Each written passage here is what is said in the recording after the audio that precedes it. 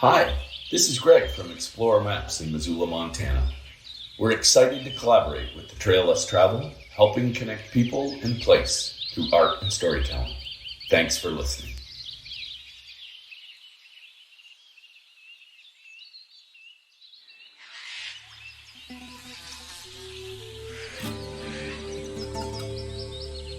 Welcome to the Trail Less Traveled, an adventure radio series and podcast dedicated to collecting stories and sounds from around the world in order to take you back to mankind's earliest form of entertainment, storytelling. This episode was recorded on location in collaboration with Explorer Maps. Missoula, Montana is a mecca for outdoor enthusiasts, and each week we will bring you tales of adventure from both near and far, as well as information and inspiration and a few tunes to set the mood. You can subscribe to the podcast and learn about our international outreach projects at traillesstraveled.net. And now, here's your host, international expedition guide, conservationist, and yogi, Mandela.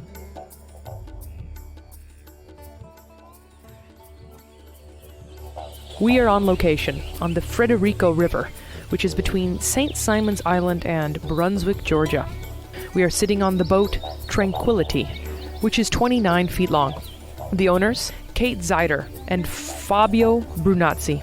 They've been sailing on this boat for about 2 years now, and it's docked here at the Frederico Yacht Club Marina. And what they're doing is spending some time with a mentor, who I just met, who's a couple boats down right now, a man who's sailed around the world twice, and fixing up their boat, learning from him, and then they are going to set back to the high seas and maybe head back to Panama. We're going to talk to them more about that in a little bit. Kate is originally from Pittsburgh, and Fabio is from Milan, Italy. They met at a bus station in Panama City, heading towards the San Blas Islands. They were married in August of 2014, and thank you so much to the both of you for meeting with me, inviting me here to sit on your boat today and talk to you. Thank you for having us. Thanks for having us. Kate, where did you grow up, and how was outdoor adventure a part of your childhood? I grew up in a neighborhood in the South Hills of Pittsburgh, Pennsylvania. Probably one of the common stories of kids growing up in the 80s and 90s in Pittsburgh was that you hung out in the woods. Certainly in my neighborhood now, a lot of these woods have been, built in with subdivisions and stuff, so I'm glad that I grew up at the time that I did. But typically you were played in the street, you rode your bikes, you roller skated around, and you got into the woods where you could hide stuff or set a small fire and basically just hang out with this little culture of kids and adolescents and then teenagers, and get into kind of limited amounts of trouble within your own neighborhood. So Pittsburgh's really hilly. There's kind of spaces between the neighborhoods that might be really steep, so they weren't built up all at the same time, and some of that is changing, but being out in the woods was, these aren't like grand redwood forests or anything, but there was enough nature that I got to see it every day. Fabio, same question for you. Where did you grow up, and how was outdoor adventure a part of your childhood? I grew up in Milan, actually in the suburbs, like 15 miles out of downtown. And for me, the closest nature was the mountains, the Alps. Myself, I had my parents in their childhood, they were quite adventurous, so they will head out with a group of friends and do some mountaineering and camping. And same for Kate and Pittsburgh. Italy used to be less developed, so the adventure they lived back there, they were more free than what was available to me back then. So what I inherited from them was this spirit of adventure. Then when they decided to have a family and have me and my sister, they work regular jobs, so they limited their roaming out in the adventures.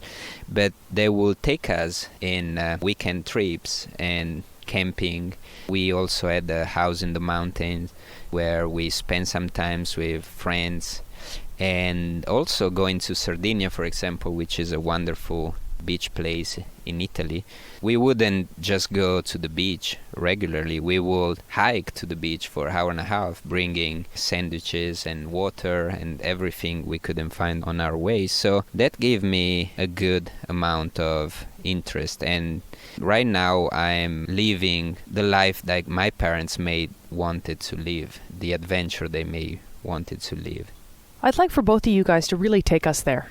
You guys had different backgrounds, but how did it differ as far as the smells and the scenery, the environment?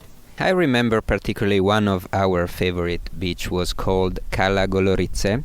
It's a very small rocky beach on a very pristine and transparent waters, and in order to get there you would have to hike 1.5 to 2 hours downhill from a higher mountain where you will leave the car. There was no road going there.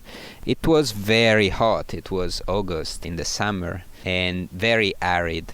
The bottom of the sea was rocky, so you had to see a lot of fish, and the water was so transparent, so it was very, very rewarding. The problem was going back. It was all uphill, so it was easier to get to the beach than to go back. So, I mean, my street as a kid was my whole universe, was really just the street I grew up on. And the big adventures that we would have would be summer vacations when we had a VW Vanagon, actually. It's funny because that's such a hippie car, you know, and my parents were really like straight-laced. My dad had a super high, tight haircut. He's like a jarhead haircut, you know, as a younger guy. And my mom's really a beautiful woman with coiffed blonde hair. And anyway, so, you know, you can imagine us, there's 4 kids and 2 adults, and we're all packed into this car. And the VW Vanagon come down to the Sea Islands here. Where we are now is very close to where I would come as a kid, as it turns out, and into this environment of swampy and alligators and a lot of critters in the water and a lot of shorebirds and wading birds and things. So as an adult, kind of looking back on the place I grew up in, you know, my street in Pittsburgh was my whole world, and Pittsburgh is this massive industrial Rust Belt city. This whole big context was actually happening around me that I was still so zoomed in on. And now we've done this massive trip and traveled all this way to basically come back to a place that my dad and my mom brought me to on our little family adventures. I've been actually thinking a lot about myself as a child lately, and this particular environment that I'm in now really reminds me a lot of what we did as a family. And for someone who just tuned in, tell us about where we are right now. So we're on sailing vessel Tranquility with Captain Fabio Bernazzi at the tiller, which is disinstalled. A tiller is the steering apparatus for a boat. It's the stick that turns the rudder. And our boat right now is kind of in various states of disarray. Everything is a little bit flaking and dusty. It's under renovation. We're floating in the Frederica River between St. Simon's Island and Brunswick, Georgia. What would you call this waterway that we're in right now? Some call it almost part of the intercoastal waterway. Coastal Georgia is really one of the best kept secrets of the East Coast of the United States. In coastal Georgia, you've got 100 miles of coast, and you've got over 1/3 of the remaining intact salt marsh in the whole East Coast of North America. The geology of it is a longer story, but essentially you have a string of barrier islands that are called sea islands, and those are beachy on the ocean side and then marshy on the backside. And there's anywhere between 4 and 10 miles between these islands and the mainland, and that's all salt marsh and tributaries of inland rivers that are mixing with the ocean water that's coming in through the inlets, and so it's brackish water. And it's an ecosystem that's very important. It's very resilient. It's a crossroads, and it's where a lot of animals and wildlife transiting. This is also a place where it's a cradle. It's a feeding grounds. It's a cradle. It's a place that's a key element of the life cycle of massive amounts of wildlife. You can tell maybe it's a special place for me. For someone who is interested in coastal systems and resilience, climate change, and all of these things, Georgia coast is a very interesting place to study. So the barrier islands here are relatively undeveloped if you're comparing it to, like, say, Florida or South Carolina, which means that you can still see at play this geologic formation and sand sharing system. So the barrier islands are generated over epochs, I guess, or over that geologic time, which goes way, way, way back, and are gradually incorporated into the landmass. So if you go inland, if you're in Brunswick and you drive up to Jessup, Georgia, you go over a number of sandhills, and what you're actually sensing are barrier islands that have been incorporated into the mainland. And each one of those is associated with a different geologic era. And then now what we're in geologically is called the anthropogenic area, which is the era that's been influenced by human beings. Time will tell if we continue to form the land in this way, or if sea level rise and other man-made influences are going to tip the scales in another direction, if these islands will be eventually underwater. We are on location on the Frederico River between St. Simons Island and Brunswick, Georgia, sitting on the 29-foot boat Tranquility, owned by Kate Zeider and Fabio Bernazzi. Fabio, Kate just spoke about the history of this area that we're floating in, but I would just like for you to look over your right shoulder and describe to the listeners what you see 365 degrees around you outside the boat. And stand up if you'd like. Okay, I'm standing up. That makes it easier. So right now I'm facing St. Simon Island, which, as Kate explained, is one of the sea islands. We are in between the ocean, which is after St. Simon, keep going east from my position, and the mainland, which is on my back, going west. The Frederico River is one of the millions of little inlets that the coast of Georgia has. And the coast of Georgia is very tricky about the navigation. In fact, we talked about the intracoastal waterway, which is just one river down going west, so it's behind me. So the intracoastal waterway is a waterway that goes from Key West up to the St. Lawrence River. This was built by the Army Corps of Engineers, some people here from the US that really digged and made this infrastructure, which sometimes is called the ditch. So that gave many vessels the ability to sail northbound or southbound in protected waters without being offshore. So we are actually in between the intracoastal waterway and the ocean in a safe, repaired anchorage where they also built some docks. If I turn north, I see the Morningstar Marina, and there's also a bridge. The Torres Causeway is about 5 o'clock, so it's time for people who works on St. Simon Island, where the rich people are, to come back to their presumably poorer houses on the Brunswick side. So we are facing here also a very stratified income disparity. Usually the sea islands are very fancy and rich and they have beautiful nature, while the inland is more humid and more right into the marsh. So the sea islands are very pretty, and that made a destination for rich people having their holiday house and spend some nice time. In fact, if I turn 180 degrees to the south, I will go to the next island, which is Jekyll Island, which is where the Federal Reserve was founded. In the state of Georgia, it's a state island. Jekyll Island is the first island we stopped by in this place when we pulled in this St. Simon Sound. We docked there at the marina and we were looking for something very good to eat because we had spent several days at anchor in Sapelo area, so we were kind of tired and hungry. We ended up eating one of the delicacy of this area, which is the Low Country Bowl, which is a stew. It's a bowl where corn, sausage, and shrimp and crab legs and anything else you want to put it are all boiled together, and then you eat it, and it's simply delicious. So if you ever traveled in these sea islands, you have to try some Low Country Bowl and some oyster roast, definitely, in the winter. I'm speaking with Kate Zeider and Fabio Bernazzi. Kate and Fabio met at a bus stop in Panama City. I'd like to talk to you guys both about how you came to be in Panama City at the same time. So at that time, I was living in New York. I had been living there for over a decade. And so by that time, I had kind of perfected the process of short trips into as wild a place as I could possibly get for under, X amount of dollars. I used to live in Ecuador, and I've traveled in Peru and Colombia, and I love the region. I had never been to Central America, and I found a good flight to Panama City. Actually, on my first trip to Panama, I did not meet Fabio, but I fell in love with Panama, and I realized that there was so much packed into that tiny country that was so accessible to me. I came home and immediately booked a second trip. When I was in Panama the first time, I had seen and heard about Kuna Yala. I'd seen Kuna people, and I'd heard about Kuna Yala, the region where it's an autonomous indigenous area that's just beautiful islands and community of people who I just thought were beautiful and fascinating, and I really wanted to travel there. It's very thin in tourism infrastructure there, and so when I was home and I was researching, I found the boat that ultimately Fabio was working on as a tourism option, and so I decided to try a sailing adventure. It was a kind of like a backpacker sailboat where you could just sign up as one person. I signed up and I came back to Panama, and that morning, on my way out to Kuna Yala, there's not like a whole bus lines running all day to Kuna Yala. You go all together one time in the morning.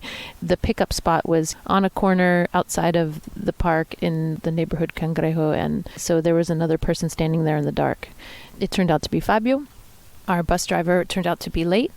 Because of my previous trip, I was very proud of myself that I knew something. Oh, there's a coffee place that's open 24 hours. Why don't we go have coffee? And I was also forcing him to speak Spanish with me because I didn't know that he was Italian and that Spanish was his second language. I just assumed that he was Panamanian or something. And so I kept speaking Spanish to him, so proud that I could speak Spanish. And he kept speaking English to me, knowing that I was American. He wanted to practice his English. So that was a little weird back and forth during our conversation. I was enforcing that we were speaking in Spanish about my job and wastewater and all kinds of obscure environmental issues. And I was very proud of him for staying awake. So the first time I met Kate, it was the same situation. I was in Panama and I was working for this boat. I was the skipper of a 50-footer boat who was taking people to visit the San Blas Islands. San Blas is the Spanish name which this island are known for. Kuna Yala is the indigenous name, and the indigenous people have permission from the government of Panama to rule their own land, so it's a kind of a autonomous region. So they're very proud about being Kuna Yala. That's the name they prefer. But it's well known as San Blas Island too. So I was there and I was taking a couple of boat trips per week, taking about 9 people every trip. So I was showing the islands, we were eating seafood fished by ourselves or by the Indians who were selling it to us. And it was a really great time of my life because I was single, I was in a beautiful place, and I was meeting people from all over the world. So I was captain of this boat, and whenever I had free time, I will travel to Panama City just to have a couple of days of rest or just do something else, being out of a very remote area, which is beautiful but also remote. Sometimes it's nice to be in a city and have things to do. So I was there, and then obviously another trip was coming on and I had to come back to work. So I was at my bus stop. They were actually not real bus. They are 4x4 vans. They go to this very steep and tortuous road through the mountain of Kuna Yala down to the sea. And at this stop, I found Kate. What did you think when you saw me walking down the street? Kate was walking down the street. I would say that she was more or less dressed as Indiana Jones will be dressed. She had kind of an explorer outfit. That was the very, very first impression. And I said, oh, she really wants to go and have some adventure in this trip. So she really had the right outfit to do that.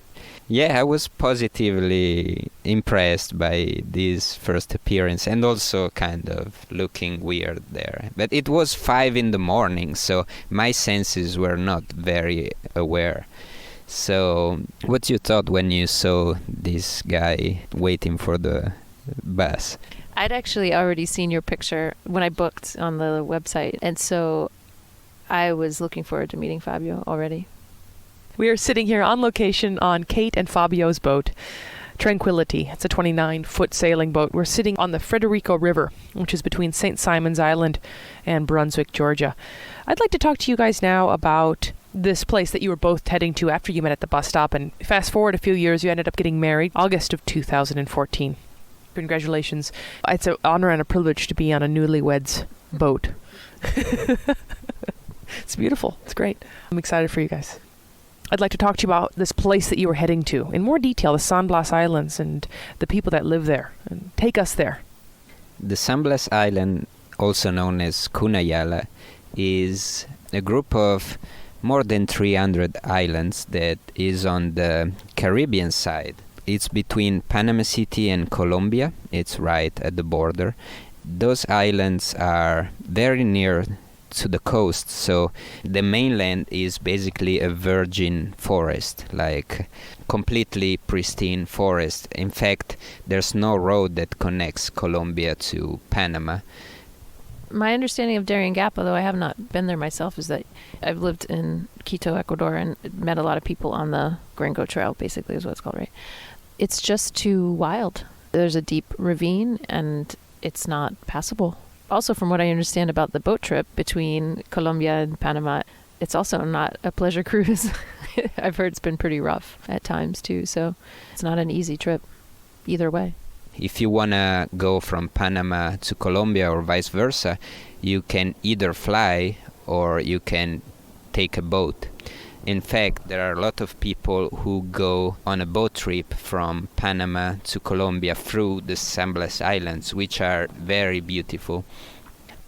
Talking a little more about the inland, which I visited partially, because most of it is really, really untouched by humans. And the Kunas, these indigenous people, have total rights on their land, and they won't let anybody go on their land. They won't let anybody in.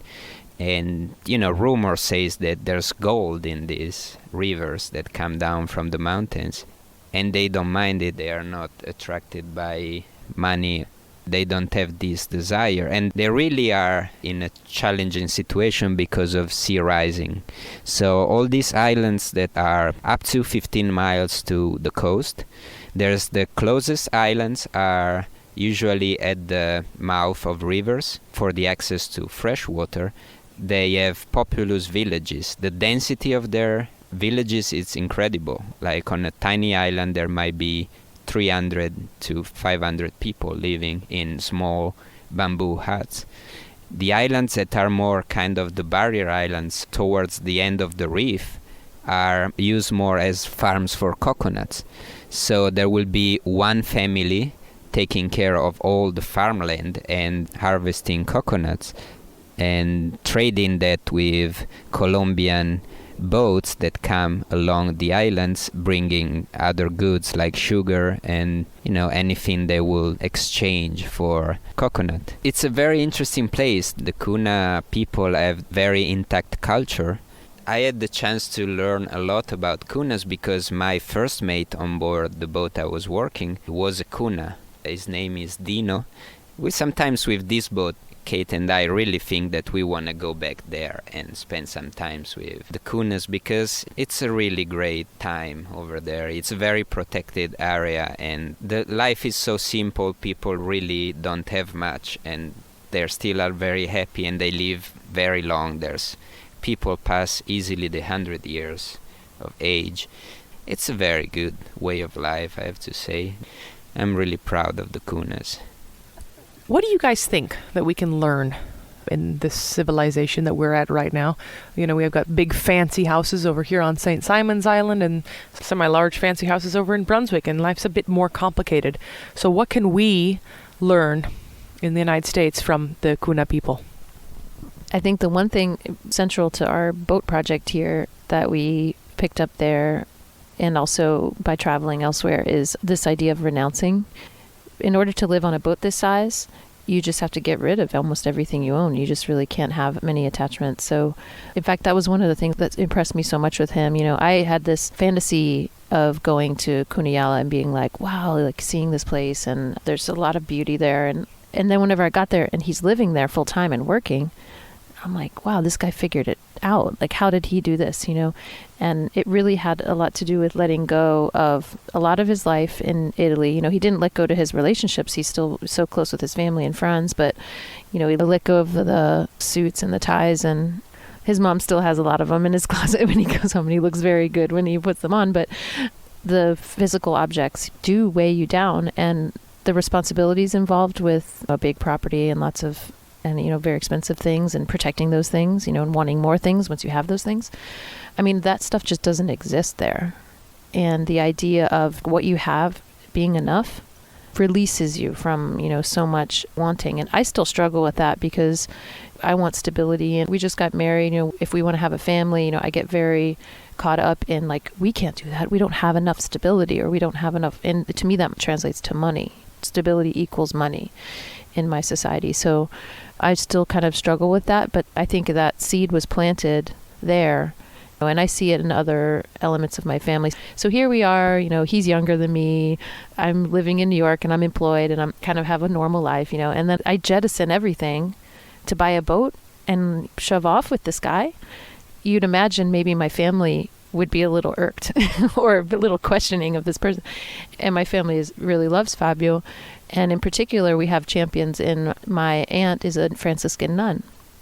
And so, this unmarried couple living together on a boat, and there's this religious community. We went and gave a presentation at the mother house at the convent whenever we were in Pittsburgh, and, had the little family reunion. Hold on, Fabio's pointing at something. Oh, it's a little guy. So we get these little animals on the dock, and that's a mink. It's just a cute little dude. He runs around. We get those, and we get otters, and we get a lot of night herons, night feeding birds. And right now there's a lot of hooded merganser, who are little ducks that migrate here. And they're super punk rock. Like, they have these little mohawks, and they're just amazing. They come right up to the boat and do flips in the water. They're my favorites. And so you think about who else in human civilization has renounced things, so these religious orders who have just devoted themselves to the practice. And any type of guru that you could think of, really. So maybe Dino's one of our gurus. We never put him on the list, but he's there. For me, it's renouncing things. And right now, since we've been on land because we're here to do all this business, the things that I've noticed that we accumulate, we're very sensitive about getting new things. And so even though it's exciting to kind of have a bookshelf to put books on, it's really embedded in me now. Triple checking, oh, I want this, oh, do I need it, and then can I afford it? And then, what will I do with it if I get back on the boat, and so by the end of that process, I've put so many things back on the shelf, and for environmental reasons, for philosophic reasons, for spiritual reasons, it's a very different chapter for me. Incidentally, in San Blas, I learned how to meditate. I was always interested in meditation, but I didn't really have anybody who could introduce me to that. I did some internet research sometime, but I never really started. I remember finding myself when I was saying goodbye to the group. I spent just 3 days with them, and they were all excited about what they did, and they were just leaving, and then I had to clean the boat and get ready for the next group to come. But there were some moments when I was done or I was too tired to continue that there was nothing to do, because the Kunas don't really have a bar life. They don't go out at night. They don't have electricity, so life really starts at 5 in the morning or 5:30 when the sun is up and ends at 6:30 when the sun is down. So for me it was something new. So in Venezuela, life was simple too, but the culture was more like party and enjoy life and friends. So I had a lot to do. But with the Kunas, I would find myself after 6 with no much to do. And so I was on my boat, and sometimes I was staring at one of the best sunset ever, like we are about to do here right now. There's going to be a nice sunset soon. So I was just starting to appreciate that, and I start to try to meditate by myself without any instruction, without any rule. Let's try to meditate.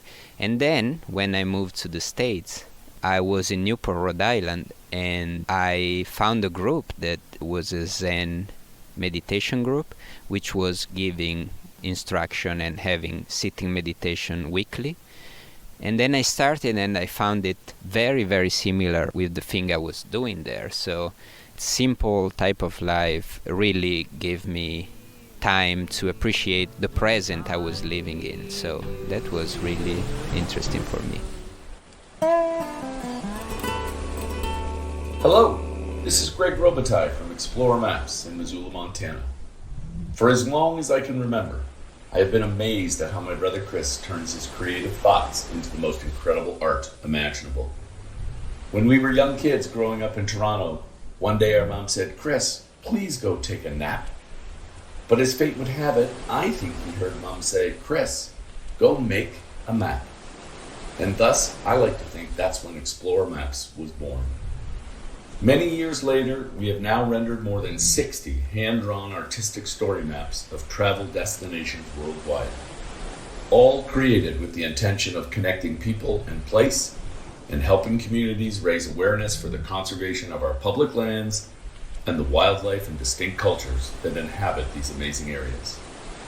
So please come along and join Chris and I on this educational and inspirational journey using hand-drawn maps as the vessel to help tell these unique stories. Please be sure to use promo code MANDELA for your discount when visiting exploremaps.com.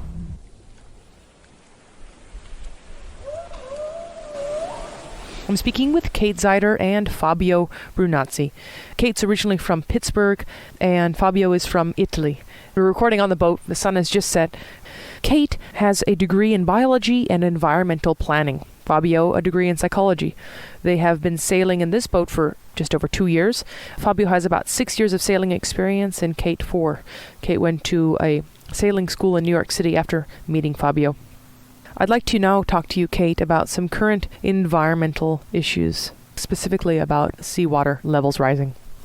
This has always, of course, been an issue in my field of work, but coming to live at sea level, you're really thinking about it all the time in a different way. And we've traveled at this point most of the East Coast in our boat. And so what I've been able to observe are the really diverse responses that towns and cities have to sea level rise. You know, I've learned that there's something called Tsunami Ready Cities, a certification process. There are aspects of green infrastructure that are being developed to combat storm surge and sea level rise. Here in Georgia, the existing natural environment of these marshes and the barrier islands in their natural state and conserving that, protecting that is really kind of one of the main strategies here. But in more developed areas, for example, Norfolk, Virginia, where we were last November, it's a very built-up area, and the protections and the adaptations to sea level rise are similarly engineered solutions. And then some areas that really are not responding, there were towns that we would go through that would just have regular salt water in the street, you know, regular flooding at high tide. And you're starting to see, especially I'm just thinking of areas in the Outer Banks in North Carolina where they kind of have to move back some of the beach houses already, or just in completely populated places. And while this is nothing new, I've also become aware of just historically coastal peoples needing to retreat at times, that the sea is an aggressive thing. Storms taking out populated areas and people rebuilding or choosing to move or adapting to the environment. Certainly something is happening that's a little bit different these days. I've considered myself a student again because just like everybody else, and even many scientists and certainly a lot of politicians, this is not completely understood. I don't understand a lot of this. And so I'm learning from the places that we visit and my own experience, which is really a privilege right now that I get out of this traveling portion of my life. I want to ask you about composting, because you said you're really into composting, and I got a wonderful tour of your guys' sailboat before we started the interview. Right now they're fixing it up, and I saw that in the front of the boat there's a spot where people usually sleep, and you guys have turned that now into a spa and a composting toilet. So tell me more about both of those things. I've done a lot of composting in my day, but I got to tell you, this is some next level composting. And we don't have our system up and operating yet. This is just a glimmer in our eye. But it is something that sailors do. Mostly everything to do with this boat, we are learning from people who have already done it. YouTube videos and friends. We have learned that direct knowledge from other human beings who have actually done things is definitely the best way to go. And so we have a friend right now who has a composting system for their toilet. And we tried out a conventional toilet for a while, or conventional boat toilet.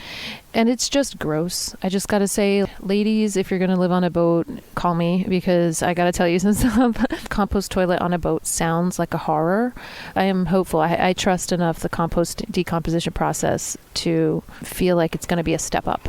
But you're going to have to ask me later about how it actually went, because we haven't operated the system yet, so more will be revealed. You contribute the nitrogen via your number 2.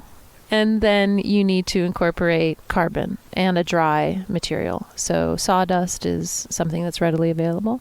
This is all happening within a container, so it might look like a toilet seat from the top and the outside, but there'll be a container underneath. It's a sealed system. You'll need to have a vent, but if you have the right balance of nitrogen and carbon, the air that's venting should, big asterisks on should, not be malodorous. All these systems are engineered to separate urine from feces, and that's another thing that contributes not to generate weird fermentation inside the bucket. So there's ready available toilets already on sale, which are designed and built to do that. We are considering those, but we will probably also consider design our own custom-made situation to fit exactly the space and to have the best containing proportions. So how a regular head, which is the boat word for toilet, works. A regular toilet you will find in a house. You have a pumping system that works through pipes that you can directly discharge overboard if you are over 3 miles from the coast, according to U.S. Coast Guard regulations, or you can retain in a holding tank. For us, living in a very small boat, 29 foot, this system, it requires a lot of space that we don't have. So a holding tank, all these pipes have to be vented, and they have to run over the water line. It's very complicated and takes space. So our idea is to use the old space we originally had the head in to storage and have a more composting toilet that we're gonna try very soon. And I'd like to segue now, Fabio, to talking to you about life on the boat. What have you learned about living on a boat? Whoever's listening to this show, wherever you live, how can we learn about what you guys have learned from living on a boat?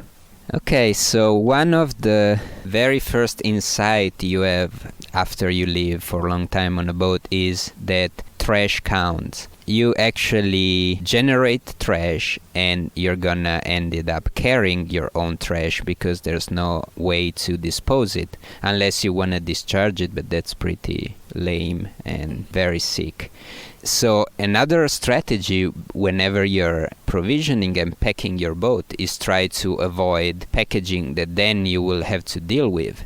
It's very important on a boat to be aware of that trash is a reality. And plus, when you are sailing, you're soon gonna realize that the sea is our biggest trash bin. So it's amazing the quantity of trash that floats everywhere in the sea. One time I saw a refrigerator floating, which can be also dangerous for marine traffic, especially for small boats like ours. Trash is something that you start to become really aware of once you decide to live on a boat. For me, I would say cook your own food. So on a boat, one of the things that Fabio really pressured me to accept was to have a full stove on the boat. So we have a very small boat, but we have kind of a large oven. We actually had to cut out a couple shelves worth of storage in order to install it. But on the boat, it's just paid back in multitudes what we sacrificed in space, because I made peach cobbler on the boat. At a certain point, we're going to be able to have basically anything we want to eat cooked in our little floating boat if we provision right. So how that translates to being on land now, when we get on land, we're super excited. We want to be in society. We go out to, a restaurant and we see other people. You get just kind of excited whenever you're on land. But then I quickly realized that I'm not eating the right foods, and I'm also throwing money away. I'm all for supporting the local economy. We try to do that as much as we can, but cooking your regular meals at home, it lets us be together. It's something that we like to do together.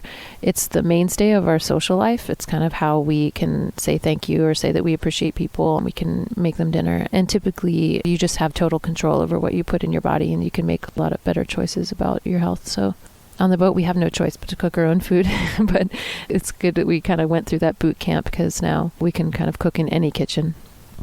My dad had a question for you guys. He was wondering about what you guys eat on the boat. So maybe you could elaborate a little bit more from peach cobbler to see what else.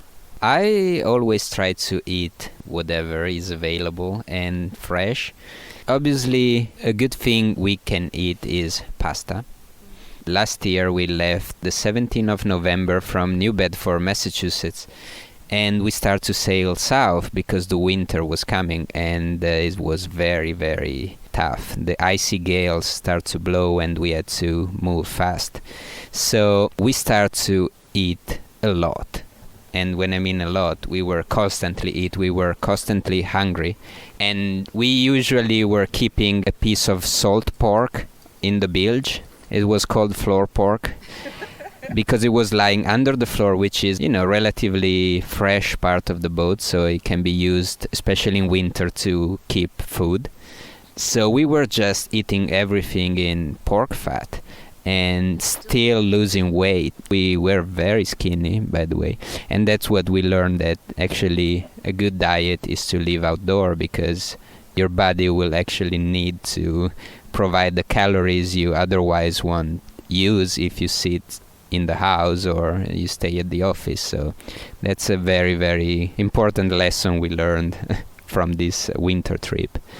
Fabio, we talked to you about meditating in the San Blas Islands, and I'd like to now talk to you, Kate, before we wrap it up, about how you're able to create a space for yourself, a space of tranquility. You call it your spa, and it's quite a small area in the boat, but I think it's just important for people to know that you can create spaces like that anywhere in the world. Tell us about your space. My luxury is to have some really good smells around me, so we have this little tiny area where I can draw a curtain. I have my grandfather's shortwave radio, so we can always get some type of soothing music, or at the very least, some droning weather descriptions. And then we have a little wash bucket, and we get a teapot of water and some nice lavender soap or oil, a little candle or something like this. And I just say, I'm going to the spa. And go back there. And literally we're talking about, like a 2-foot square footprint on the floor and a little place for me to sit. I can't stress enough, it's a small boat, and I'm a tall girl. So just kind of being able to be standing straight up or sitting comfortably and surrounded by just a little bit of tranquility, and to pamper myself, wash my hands and feet, and, look at my fingernails and maybe put on like a clay mask or something extreme like that. It's kind of like a small thing, but Fabio can attest that I would come out from there with a just totally different mood, which is important to Fabio. For me, sometimes for my mood to be sharply corrected. It's just a little thing, but actually my friend Debbie, she just went off on a boat just a couple days ago, and I kind of felt like I had all this girl-to-girl sister advice for her, One of the things was just bring a couple things, like something that smells good, some type of soap that you like, or some type of just self-care.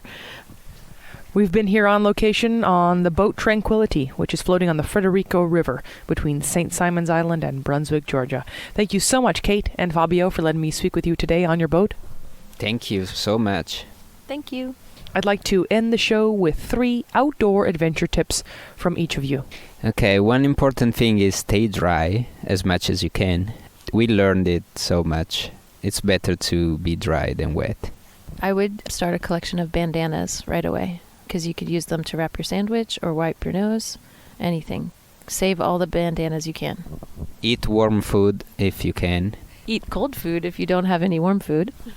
Try to get local knowledge from people who actually are from the area. Oh, go to the library. If you're in a new place, go to the library. They've got everything you need there, including Wi-Fi.